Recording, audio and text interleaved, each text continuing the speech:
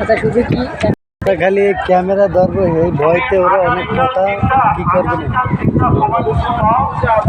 আবার এই টাকা দিতেও আগ্রহী হইতে হবে। এমএনসি টয়েস নাসা গ্রুপ বেতন ভাতার দাবিতে শ্রমিক আন্দোলন। 2 মাস যাবত এদের বেতন দিচ্ছে না।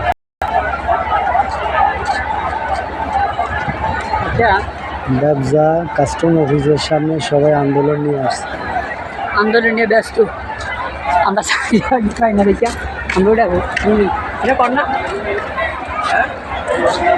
এইসব তো টাকার লাগে কয়দিন পর দৌড়ি হলো।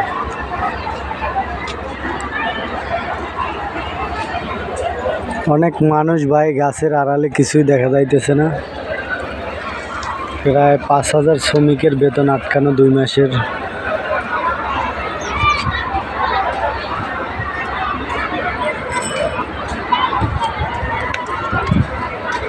প্রশাসন মজা লইতে আছে।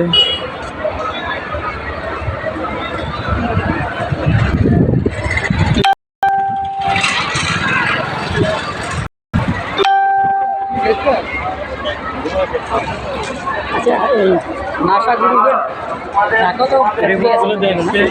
টাকা তো ফ্যাক্টরি আছে, এগুলো কি করে? গাড়ি সব আটকানো দেখেন আন্দোলনের কারণে।